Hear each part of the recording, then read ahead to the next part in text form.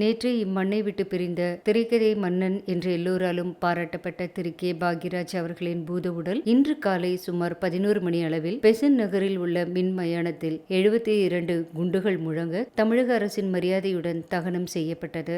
சில தினங்களுக்கு முன் நடிகை திருமதி குஷ்பு அவர்களின் மகள் திருமணத்திற்கு கோவா சென்று திரும்பிய நிலையில் நேற்று காலை நடைப்பயணம் மேற்கொண்ட போது ஏற்பட்ட மாரடைப்பால் உயிரிழந்தார். ஆரம்ப நாட்களில் இவரது குருவான இயக்குனர் இமயம் திரு பாரதி ராஜா அவர்களிடம் அசிஸ்டன்ட் டைரக்டராக தன் திரைப்பயணத்தை தொடங்கினார். அவர் இறந்த சில வாரங்களிலேயே இவரது திடீர் மறைவு திரையுலகினரையும் ரசிகர்களையும் சோகத்தில் ஆழ்த்தியுள்ளது.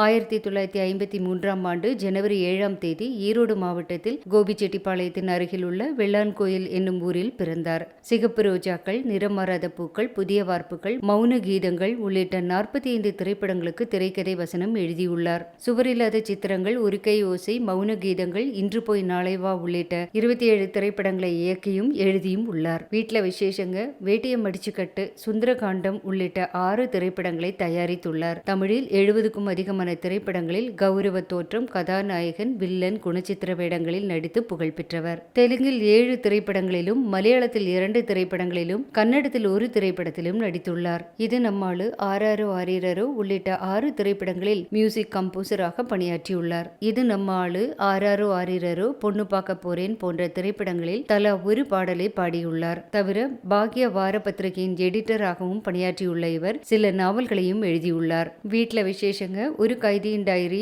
வேட்டியம் அடிச்சுக்கட்டு போன்ற திரைப்படங்களை ஹிந்தியில் ரீமேக் செய்துள்ளார். 1986இல் கைதியின் டைரி திரைப்படத்தை இந்தியில் ரீமேக் செய்து அதில் திரு அமிதாப் அவர்களை நடிக்க வைத்து திரைப்படத்தை இயக்கியிருந்தார். மாபெரும் வெற்றி படமாக அத்திரைப்படம் அமைந்தது. தவிர தொலைக்காட்சி தொடர்களில் நடித்தும் இயக்கியும் உள்ளார். எப்பொழுது பேசினாலும் நகைச்சுவை உணர்வுடனே பேசக்கூடியவர். தன்னுடைய யதார்த்தமான நடிப்பால் எளிமையான திரைக்கதை வசனங்களால் ரசிகர்களை கவர்ந்தவர். இவர் நடித்த திரைப்படங்களில் பெரும்பாலும் நகைச்சுவை கலந்த அப்பாவி கதாபாத்திரங்களில் தான் தன்னை வெளிப்படுத்திக் கொண்டார். சமீபத்தில் இவரும் இவரது மனைவி பூர்ணிமா ஜெயராம் அவர்களும் இணைந்து ஒரு கிரீம் விளம்பரத்தில் சூப்பராக நடித்திருந்தனர். இவரது மகன் சாந்தனு சில திரைப்படங்களில் நடித்துள்ளார். மருமகள் சரண்யா தொலைக்காட்சிகளில் ஆங்கர். திரு பாக்யராஜ் அவர்கள் இயக்கத்தில் ஒரு திரைப்படத்தில் நடித்தும் உள்ளார். அரசியல் வாழ்க்கை. எம்ஜிஆர் மக்கள் முன்னேற்ற கழகம் என்னும் கட்சியை 1989இல் தொடங்கினார். பின்னர் அதை விடுத்து அண்ணா திராவிட முன்னேற்ற கழகத்தில் இணைந்தார். 2006ஆம் ஆண்டில் திராவிட முன்னேற்ற கழகத்தில் இணைந்தார். அதன் பிறகு கட்சிகளிலிருந்து விலகி நின்றார். மறைந்த திரு பாக்யராஜ் அவர்களின் ஆன்மா சாந்தி அடைய